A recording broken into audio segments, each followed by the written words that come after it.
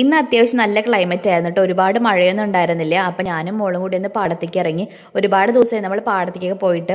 നല്ല തണുപ്പല്ലേ, ഇപ്പം വെള്ളമൊക്കെ ഉള്ള സമയത്ത് ഞാൻ പോവാറില്ല. വീഡിയോസൊക്കെ എടുത്താൽ തേട്ടനാണ്.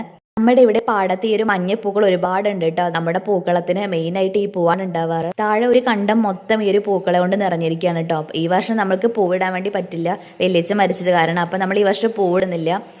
ഇപ്പം ഇന്ന് ചെറിയൊരു മഴയുടെ കുറവ് കാരണം അച്ഛമ്മ പുറത്തേക്കൊക്കെ ഒന്ന് ഇറങ്ങി വന്നിട്ടുണ്ട്. അപ്പോൾ ഇന്ന് ഉച്ചയ്ക്ക് കറിയായിട്ട് അമ്മ മുതിരപ്പുളിയാണ് വെക്കുന്നത്. അപ്പം ഞാൻ വഴുതനങ്ങ ഉണ്ടായിരുന്നു, വഴുതനങ്ങ, അതുകൊണ്ടൊരു മസാലക്കറി ഉണ്ടാക്കാമെന്ന് വിചാരിച്ചു. അപ്പോൾ ഇഞ്ചി പറിക്കാൻ വേണ്ടി പോയി. ഇഞ്ചി നമ്മുടെ വീട്ടിൽ തന്നെ ഉണ്ട് കേട്ടോ. ഇഞ്ചി അപ്പോൾ അതാ പറിക്കാറ്. ഒരുപാട് കാശുതുമ്പി അതുപോലെ ഉണ്ടായിട്ടുണ്ട്.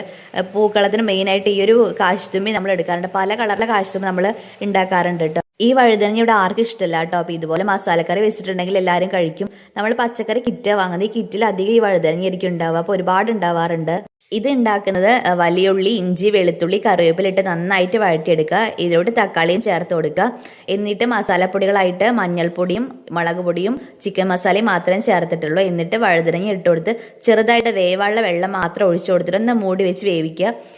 എന്നിട്ട് നമ്മുടെ കറി അപ്പോഴേക്കും റെഡി ആയിട്ടുണ്ട്. അപ്പോൾ ഇങ്ങനെ ഇട്ടുണ്ട് ഞാൻ ഉണ്ടാക്കാറ്. കറി ഇവിടെ അത്യാവശ്യം എല്ലാവർക്കും നല്ല ഇഷ്ടമാണ്. അപ്പോൾ അത് ചിലവാവും ചെയ്തോളും. അപ്പോൾ ഞാൻ ഇങ്ങനെയാണ് ഇത് ഉണ്ടാക്കാറ്. പിന്നെ മുതിരപ്പുളി അപ്പോഴേക്കും അമ്മ റെഡിയാക്കി ഉണ്ടായിരുന്നു. പിന്നെ അതുകൊണ്ട് തന്നെ ഉപ്പേരിയും കുറച്ച് വെച്ചിട്ടുണ്ടായിരുന്നു. പിന്നെ ഞാനിന്ന് ഭക്ഷണം കഴിച്ചു. ഭക്ഷണം കഴിക്കാറാകുമ്പോഴേക്കും അച്ഛൻ അകത്ത് പോയിട്ടുണ്ടായിരുന്നു. പിന്നെ ഭക്ഷണമൊക്കെ നമ്മൾ അകത്തേക്ക് കൊണ്ടെടുക്കുക ചെയ്തിട്ടുണ്ടായിരുന്നത്. അപ്പോൾ ഇന്നത്തെ വീഡിയോ ഇത്രയേ ഉള്ളൂ. നാളെ മറ്റൊരു വീഡിയോ ആയിട്ട്